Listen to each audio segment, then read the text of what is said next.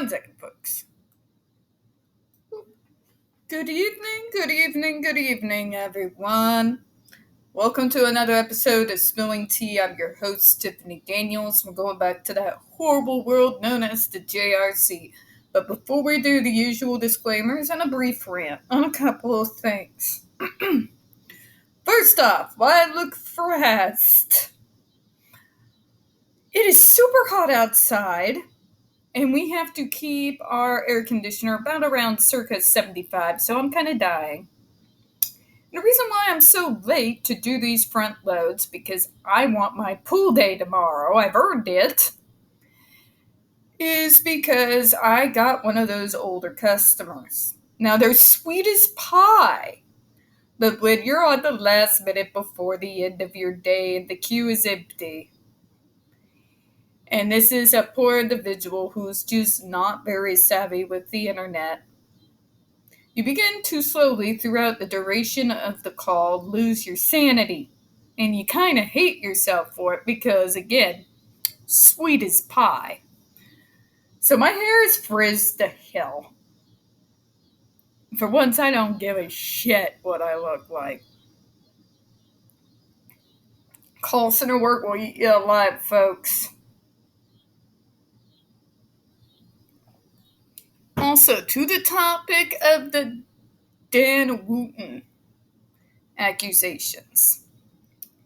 I'm going to make it simple for you. I've seen people online all over the place celebrating it. Dan Wooten is a vile, scum-sucking bottom feeder. He is. However, accusations are not proof. That does not change simply because he is a bottom feeder. I say the exact same thing I said about the Depp case, the Manson case, and all the other cases. Evidence, facts, due process, all these things either matter every time or they don't matter at all. He may not share my principles because he's a soul-sucking, flaming pile of human garbage bottom feeder. I don't need him to. He's never going to apologize. He has zero integrity. But I do not compromise my principles, my values, what I believe in, simply because I don't like someone. Facts and evidence either matter every time or they don't matter at all.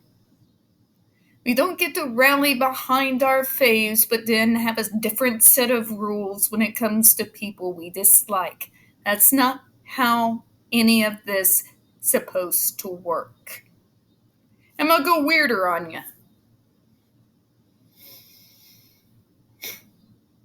I don't rejoice in anyone's downfall. Not even soul-sucking bottom feeders who deserve it. Okay? I may have joked about AH working in the call center someday, true. Fair enough. I've made those jokes. But at the heart of the matter, I don't like any of this cancellation crap applied to anyone. Okay? I still go after her because she decided to come after me and my people by doing that freaking garbage pile of an ableist film. It has nothing to do with her other than the fact that that dumb idiot somehow thought it was a good idea to throw her money behind and star in that ableist piece of trash and call it loving. That's the sort of thing that you and me, we're going to have problems, and I will hold you accountable. But you see where I'm going here, folks. It's easy to rejoice in another's downfall, especially when they're a stinking pile of human garbage like those two. It's easy. It's easy to compromise when it's somebody that is horribly detestable. But there's a slope. You start with one. See where I'm going here? I will condemn Dan Wooten of a lot of things. But these are things that are out and open for the world to see, evidence on the table. Not for things that have not been proven, for evidence that has not been placed on the table. And I'm going to mention one more thing. Whispers about him in regards to the current accusations. Just like Manson. I'm going to say it. I hate Dan Wooten and I hate defending him. You don't even know. But you can have whispers upon whispers upon whispers upon whispers. Doesn't make them true.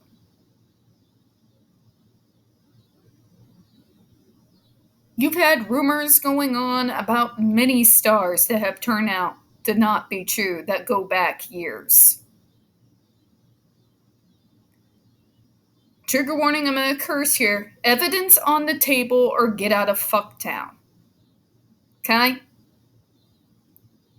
Evidence on the table. Period. No matter who they are, no matter what they've done. Okay? I have been the same with every single case that came down the pipeline. Yes, even the AH versus JD case. I waited for evidence. That's all I'm going to say on it until we have more information. And I've had people respond to me because I went on a rant about it on Twitter during one of my breaks today. But he made up lies about Johnny, what he did to Caroline Flack. Yes, he did those things. He is a horrible human being. He has blood on his hands. I'm not going to sit there and lie to you and tell you that he doesn't. These are the actions we have evidence that he has actually done. That is the difference. Wait for the evidence. Wait for the facts. Don't run to cancel even someone you dislike, even someone who doesn't hold the same principles that you do. Don't compromise for anyone.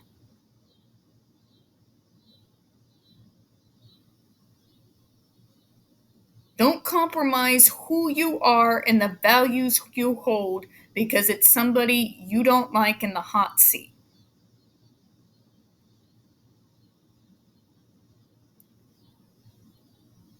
Okay?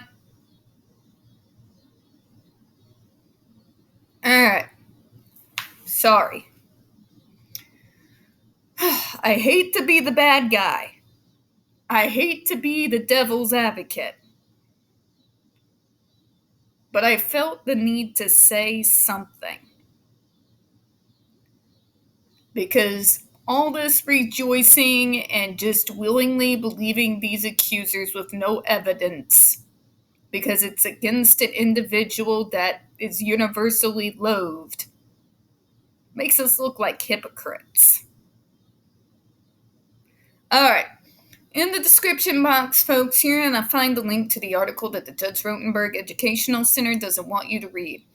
It's written by NeuroClastic, a small non-for-profit started by autistics for autistics, wherein they interviewed and surveyed over 900 ABA professionals in regards to the JRC's so-called behavior modification program. Matter of fact, the JRC doesn't want you to read this article so much, they have threatened NeuroClastic with a defamation lawsuit if they did not remove it from the websites. Well, folks, NeuroClastic has refused, so you know the drill. Please read that article and share it on all your social media. Also included in there is NeuroClastic's public statement regards to the defamation lawsuit threat, as well as a link to their GoFundMe. We are crowdfunding folks in case the JRC actually sees through with their threat.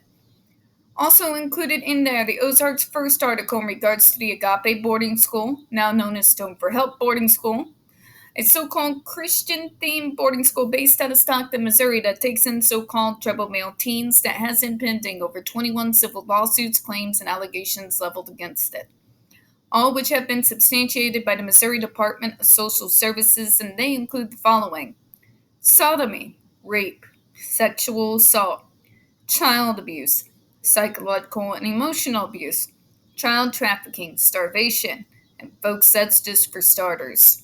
You have one former staff member arrested by the FBI, another a doctor still on the premises with full access to the boys upon multiple, again, substantiated claims of sodomy, rape, and sexual assault of the boys there. You have an attorney general too busy chasing after drag queens and trying and failing to defund public libraries to actually do his job. And you got a governor off his nuts. So send help, read that article, share it on all your social media. Also included in there, the link to this analysis done on the JRC back in 1999 by Dr. Fredda Brown, as well as Hoya's massive archive on the subject, Jennifer Masamba's behavioral sheet of shockable offenses, a clip out of the 7-hour ordeal undergone by Andre McCollins back in 2002, the 10 plates, and the ever-present self-explanatory Change.org Shut the Judge Rotenberg Center Down petition. When we discuss the JRC, folks, you're going to hear vivid descriptions of and catch clips of surveillance footage of peoples with disabilities being tortured and abused. If you got young children present, folks, please use your headphones, all right? Allergies, excuse me. All right, trigger warning, folks. When we talk about the JRC, you're going to hear vivid descriptions of and catch clips of surveillance footage of peoples with disabilities being tortured and abused. If you got young children present, folks, please go ahead and use the headphones, all right? Also, trigger warning, this channel is marked not for children for a reason. We use profanity on occasion. We speak on dark subjects. If your child is 16 and younger and they're watching this, very obviously parental supervision is very much advised, all right? All right, so you all are going to get a close-up, as usual, by Ugly Mug, because it's really uncomfortable to sit like this, even if it's more aesthetically pleasing. So please forgive me for the frizz mushroom that is my hair that you are about to see. Hold on a second. Because it mushrooms like an unholy balloon. Unholy balloon, folks. Not kidding. Alright. There we go. Alright, so we're going to go through this paragraph. I'm going to try to make it quick, because I don't want to be doing this all night. I've got some foamy to watch to, calm down from the stupid.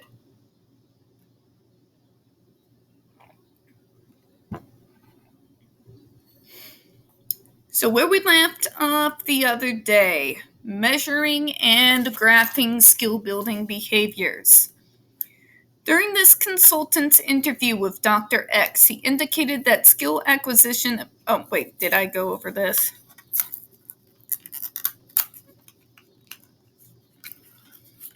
Nope, we didn't. During this consultant's interview with Dr. X, he indicated that skill acquisition objectives are not currently charted, even though the JRC, according to Dr. S, has a charting department. Thus, it will be impossible to determine... Nope, we went over it. We did go over it. They hadn't changed anything since 1995. Sorry, folks. I'm dead. Please shoot me. Staff familiarity with educational goals, objectives, and instruction strategies. We went over that. There we are. That's where we left off. Sorry, we don't got an edit button. You all get to deal with my insanity tonight. Selection of instructional strategies. The goal sheets contained in X's IEP and 3/15/1999 identify goals, but do not indicate which instructional methods were used. The array of methods listed on the goal sheets included graduated glance and backward chaining. Okay, we did go over this.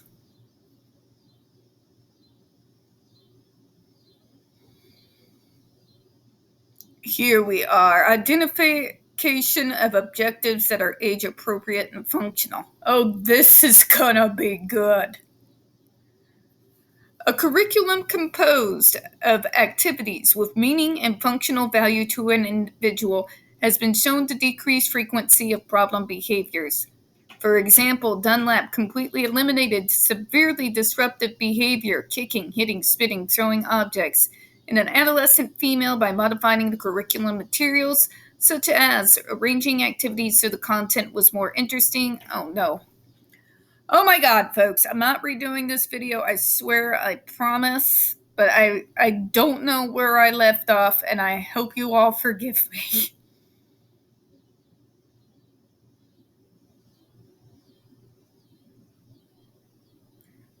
No, I'm gonna read it again, screw it. Okay, for example, Dunlap, 1991, completely eliminated severely disruptive behavior, kicking, hitting, spitting, throwing objects, turning over desks in an adolescent female by modifying curriculum materials such as arranging activities so the content was more interesting and led to concrete and preferred outcomes, and providing choices regarding activity or the materials. We've gone over this before. These things are important because a bored autistic is not so good a thing. We get kind of disruptive and a wee bit feisty. Choices are important, particularly if it is a subject that we've been hyper fixated on, that we're already light years above the rest of my peers. And yes, folks, whether you believe it or not, that it goes the same for the nonverbals as it does for me. The school environment in which X participated was, for the most part, neither functional, teaching her skills that have a direct impact on her ability to participate in naturally occurring activities and routines across the day, nor age appropriate, i.e., represent the skills, activities, and materials used by other individuals her age. Thank you! Thank you! You remember what I've brought up and when I've gone over the sheltered workshops, right? And the daily monotonous stuff that they get paid pennies on the dollar for, right? Wrapping popsicle sticks as a means and a way to promote independence might be the most... I've heard some stupid crap. I've heard some really, real stinkers. But that one's special. That one's special. Because it's not preparing anyone from the real world. In the real world, what task would you be preparing for by wrapping popsicle sticks 8 hours a day? It doesn't. There is no purpose to it. What function is this supposed to be providing? But preparing them for life at the sheltered workshop. Because that's reality, folks. 1 second.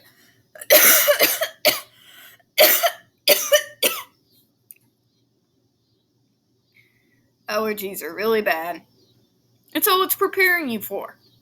That's all anything like that actually does. It's not age appropriate. It's not preparing them for the real world. It's preparing them for a sheltered world within a world. Because believe me, they tried to shove me in there. Ask how that went over.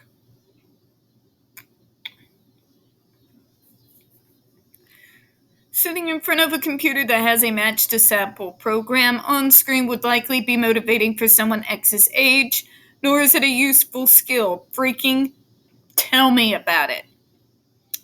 If I had to do that all day, every day, just somebody please blow my damn brains out.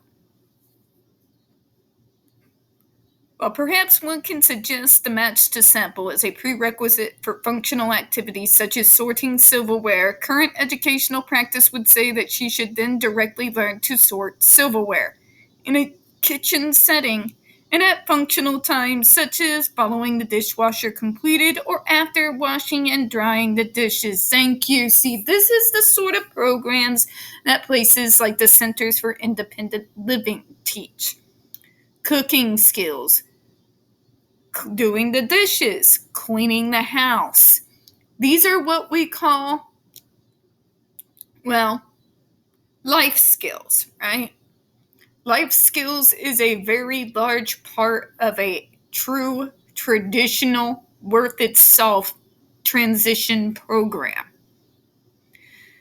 And the Centers for Independent Living out here use one of the best systems that I've seen. Because it's not done in a school setting. It is done outside of school, usually in the evenings, and they prepare it like a class. So everyone is doing the same thing. Everybody's learning how to load and do the dishwasher together. This is what I'm talking about, real, legitimate transition age services that make sense, that are actually functional, that apply to real life. That her task would not be of interest to her is of critical importance because it may be directed related to her distractibility and wanting to attend to other things while staff insists that she sit down and attend to the computer. Staff's continual prompts such as no touching others without permission or no stopping work reflect her disinterest in the task. Non-functional tasks lead to non-interest and non-participation, which lead to X's attempts to avoid or escape, which leads to what staff would consider non-compliance. Contrary to popular belief, autistics are not in love with monotony. Okay?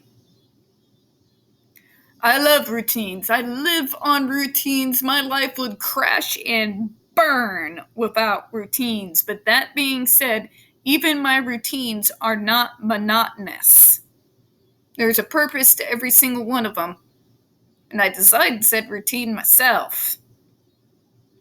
So, of course, these are things that are going to be of interest to me. Okay? If someone were to sit me in front of a computer all day, no, I'm not talking about my work. Well, actually, no, let's take my work for consideration. I'm a call center jockey.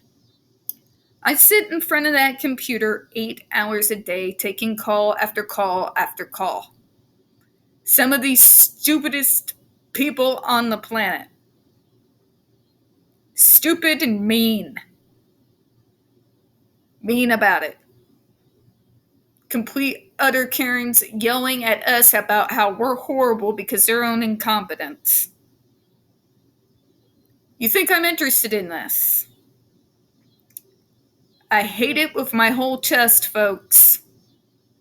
I have to find things to do with my hands, whether it's crocheting or what have you, while I'm speaking to them to continue to pay attentive attention to them so that I am able to do my job. That's actually doing a functional job, folks, that requires brain power, listening skills, and using your brain. Now, if I had to do the same thing for 8 hours a day where I'm just matching shapes, you better bet there's going to be an outburst. But let's move on here, shall we? Staff's continue blah, blah, blah. Non-functional tasks lead to non-interest and non-participation. This situation has a high probability of escalating into a power struggle, use of water spray, or perhaps application of a contingent skin shock. Of course, an easier solution would be to give her more functional, age-appropriate, interesting, preferred, and self-selected tasks in which to participate. Thank you. Now, am I saying we should not make us aware of the fact that the world is not fair and we may get a job that we hate? No, nobody's saying that. However, in an educational setting, what you're teaching needs to be age appropriate. First off, you can teach us that you have to do the monotonous job in order to get the paycheck to do the fun stuff in a way that does not insult the person's intelligence or makes us basically want to slam our head into the wall just to stop the stupid. Just saying. Just saying. For the most part, X's IEP priorities are neither functional or age appropriate. Speak on it! Skills such as stacking blocks, transferring tasks, matching shapes do not prepare her for the world of a 17-year-old. You're singing my song. At the age of 17, X should be learning vocational skills, domestic skills such as cooking, cleaning, communicating with others, and age-appropriate leisure activities. Real transition services, people. Real transition services. If you got a real solid transition program actually going on, these are all parts of it. And guess what? I was a part of such a transition program. The only reason why I didn't have to do the cooking and cleaning part was because I was already doing that because of my mom from a very early age. That part I had covered. But things such as managing a checkbook and your finances, taking care of your banking, yes, even learning to be more participating in visits to the doctor. Things of these nature. These are the ground marks of a good, solid transition program, and the JRC does not have a single one of them. Just saying. She should be taught how to make choices that are appropriate for her age and that impact her environment. In fact, speaking of the transition program for Centers of Independent Living, one of the things that they do and are known for out here is teaching you how to select healthy food. They do so without torturing someone, or how much amount you can have the junk food, but how to do so in moderation in a way that we can obviously understand and wrap our brains around. They couldn't curb my gummy habit, though. These fruit stacks, man, they're my crack. Alright? Not sorry. I need one of those a day, or no. Just know it's not good. Just know it's not good, alright? X should be taught specific skills in the community. Thank you. If you do this sort of thing in a box, what makes you think it's going to translate out into the real world? It won't. You're a sitting duck. While in transition services, you need to be helping these kids create relationships out in the community, because you know what that leads to? Your first job. The grocery store that you prefer to go to where you feel the most comfortable. Getting yourself used to going out and eating without tweaking due to fluorescent lighting. You see where we're going with this here? Makes sense, right? Simply identifying numbers of times she will participate in outings is insufficient, and that is a staff objective. Thank you. Field trips does not make a life skill, folks. But they participate and go out and have fun. Not everything you do out in the community is meant for fun. You think I like going out there and socializing with the entire community who judges me for every single thing I do? No. I hate it. However, we all have to work together, don't we? I have my safe people, my circle of support, my few friends that I feel comfortable going out into community with in order to have a good time, regardless of how I feel about being around the normies. I actually go out quite frequently. It doesn't seem like it, but I do actually get out a lot. I hike a lot in particular, and I like to take photos while I do. The point is, part of transition services, one of the goals is to widen what we call the circle of support. This is one of the core things in person-centered planning, by the way. When you widen that circle of support to the entirety of the community instead of alienating them, guess what? Those working relationships, those friendly encounters, those friendly people, they matter. They matter a lot. Especially when you are in a situation doing something because you have to. You get where I'm going here, right?